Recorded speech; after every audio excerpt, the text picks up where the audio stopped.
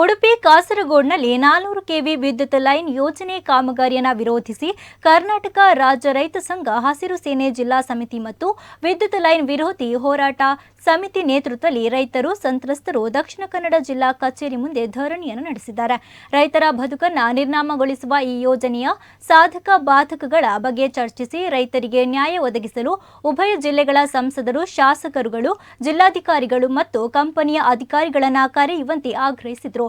ಜಿಲ್ಲಾಧಿಕಾರಿ ಕಚೇರಿಯ ಮುಂದೆ ಸುಮಾರು 1 ಗಂಟೆ ಕಾಲ ಮೌನವಾಗಿ ಧರಣಿಯನ್ನು ನಡೆಸಿದ ಸಂತ್ರಸ್ತರು ಜಿಲ್ಲಾಧಿಕಾರಿ ಅವರನ್ನು ಸಂತ್ರಸ್ತರಿಗೆ ನ್ಯಾಯ ಒದಗಿಸುವಂತೆ ಒತ್ತಾಯಿಸಿದರು.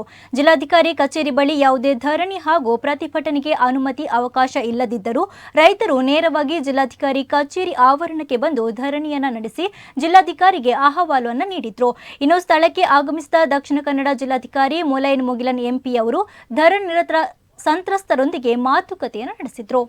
ಕೆಲವರು ಇಲ್ಲಿ 5 ವರ್ಷದಿಂದ ನಾವು 2.5 ವರ್ಷದಿಂದ ಎಲ್ಲರೂ ಸೇರಿ ಇದರ ಬಗ್ಗೆ ಪ್ರತಿಭಟನೆ ಮಾಡ್ತಾ ಇದ್ದೇವೆ. ಇದು ಮಾಡಬಾರದು, ಇದರಿಂದ ನಮಗೆ ತೊಂದರೆ ಉಂಟು, ನಮ್ಮ ಜಮೀನಿಗೆ ತೊಂದರೆ ಉಂಟು, ನಮ್ಮ ಪ್ರಾಣಿಗಳಿಗೆ ತೊಂದರೆ ಉಂಟು, ನಮ್ಮ ಪರಿಸರಕ್ಕೆ ತೊಂದರೆ ಉಂಟು, ಎಲ್ಲಾ ರೀತಿಯಲ್ಲಿ ನಮಗೆ ತೊಂದರೆ ಉಂಟು, ನಮ್ಮ ಆರೋಗ್ಯಕ್ಕೆ ತೊಂದರೆ ಉಂಟು, ಎಲ್ಲಾ ರೀತಿಯಲ್ಲಿ ಪ್ರಾಬ್ಲಮ್ ಉಂಟು ಅಂತ ಹೇಳ್ತಾ ಇದ್ದೇವೆ.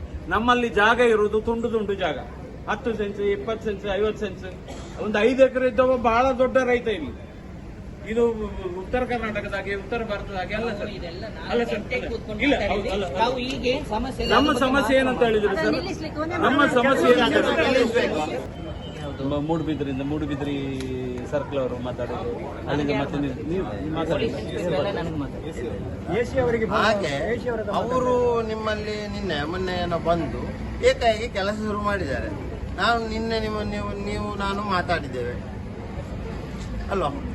ಮಾತಾಡುವಾಗಲೇ ನಾವು ಹೇಳಿದ್ದೇಗೆ ಅವರು ನಿಮ್ಮ ಮೀಟಿಂಗ್ ಆಗದೆ ಯಾವುದೇ ಇದನ್ನು ಕೆಲಸ ಮಾಡಿ ಈಗ ಮುಂದಕ್ಕೆ ಯಾಕೆ ಅಂತ ನಿಮ್ಮ ಬೇಡಿಕೆ ಸರ್. ನಮ್ಗೆ ಏನಾಗಬೇಕು ಅಂತ ಹೇಳಿದ್ರೆ ಇದು ನಿಲ್ಬೇಕು, ಟೋಟಲ್ ನಿಲ್ಬೇಕು.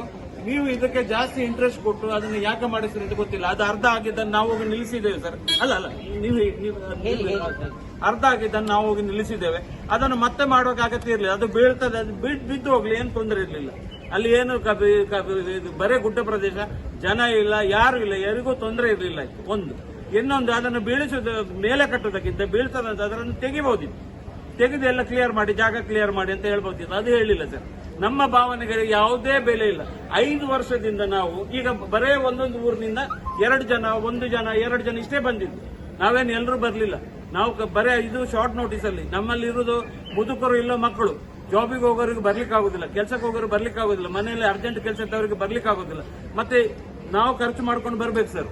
ಇವರೆಲ್ಲ ಈ